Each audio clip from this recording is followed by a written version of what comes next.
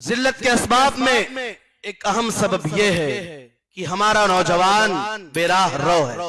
نوجوانوں کے بارے میں شیخ امتیاز فیضی حفظہ اللہ نے کچھ اشارتاً باتیں کی۔ ہمارا نوجوان سیدھے راستے سے ہٹ چکا ہے، یہ اپنی زندگی کے قیمتی دور کو برباد کر رہا ہے، موبائل یا اس طرح سے دیگر بے حیائی کے کاموں میں لگا ہوا ہے،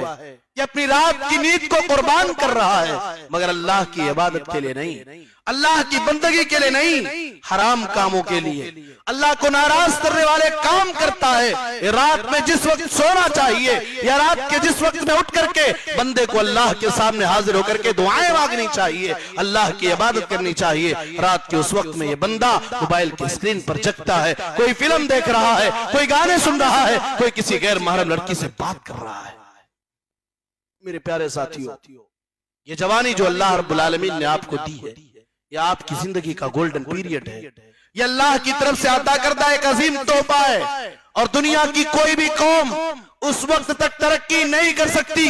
جب تک اس قوم کے نوجوان باہمت نہ ہو، جب تک اس قوم کے نوجوان باعمل نہ ہو۔ جس قوم کے نوجوان بیکار ہو جائیں، جس قوم کے نوجوان بے مطلب ہو جائیں، جس قوم کے نوجوان نشاخور ہو جائیں، جس قوم کے نوجوان برباد ہو جائیں، جس قوم کے نوجوان اپنے دین سے ہاتھ دھو بیٹھے، وہ قوم اس صفحہ ہستی سے مٹا دی جاتی ہے، اس قوم کو دنیا سے برباد کر دیا جاتا ہے۔ میرے پیارے بھائیوں،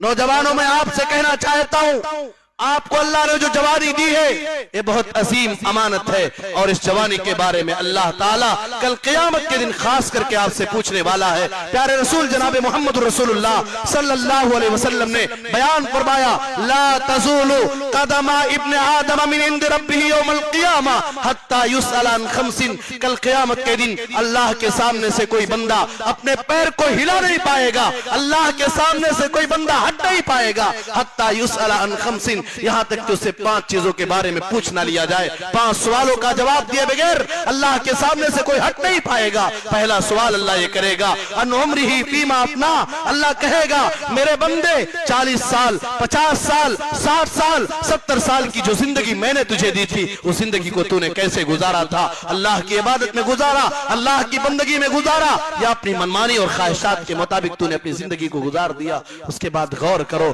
اگلا سوال اللہ کرنے والا ہے، وَعَنْ شَبَابِهِ فِيمَا أَبْلَاهُ، میرے بندے اپنی جوانی کو تو نے کیسے گزارا ہے؟ اور سنیے، اللہ کے نبی صلی اللہ علیہ وسلم نے جس حدیث کے اندر 5 چیزوں کو اللہ رب العالمین اگر کسی کو دے دیتا ہے غنیمت سمجھنے کی تلقین کی، آپ نے اس میں ارشاد فرمایا، شَبَابَكَ قَبْلَ حَرَمِكَ، اے جوانوں، اگر اللہ نے آپ کو جوان بنایا ہے، اگر اللہ نے آپ کو جوانی عطا کی ہے، اس سے پہلے کہ اللہ آپ کو بوڑھا کر دے، اس سے پہلے کہ آپ بوڑھے ہو جاؤ، اپنی جوانی کی قدر کر لو اور جوانی کی حفاظت کر لو۔ اور سنیے، جوانی کی عبادت کا جو مقام وہ بوڑھے کی عبادت کا مقام نہیں ہے۔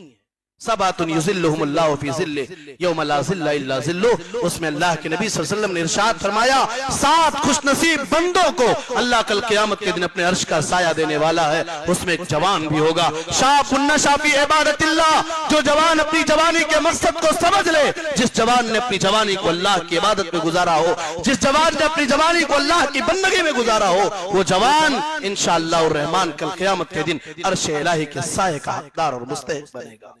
میرے پیارے بھائیوں، دنیا کی کوئی قوم یا دنیا کے نوجوان ترقی نہیں کر سکتے جب تک یہ جوان اصحاب کہف کے جوانوں کی طرح سے نہ ہو جائے۔ سنا ہے اصحاب کہف کے چند نوجوان، وہ چند نوجوان تھے جب ظالم بادشاہ کے دور میں شرک کا انکار کیا اور توحید کے نعرے کو بلند کیا، توحید کے جھنڈے کو اونچا کیا، اور ظالم بادشاہ کے سامنے ڈٹ کر کے ایک اللہ کی توحید کا اعلان و اقرار کیا، ایک اللہ کی توحید کے پرچم کو بلند کیا۔ میرے رب کو ان کی یاد اتنی پسند آئی کہ اللہ رب العالمین نے ان کے خاندان کا تذکرہ نہیں کیا، اللہ نے ان کے گھرانے کی باتیں بیان نہیں کی، ان کا تعلق کس گھرانے سے تھا، ان کا تعلق کس خاندان سے تھا، وہ کس بستی کے رہنے والے تھے۔ اللہ نے ان چیزوں کو بیان کرنے کے بجائے جس چیز کو ہائی لائٹ کیا ہے، جس چیز کو لوگوں کے سامنے پیش کیا ہے، اللہ تعالیٰ نے بیان فرمایا، انہم فتیۃ آمنوا بربہم وزدناہم ھدی، وہ چند نوجوان تھے جو اپنے رب کے اوپر ایمان لائے تھے، جو اپنے رب کی توحید کا اعلان کیا تھا۔ میرے پیارے بھائیوں، ان جوانوں کی طرح سے آپ بن جاؤ۔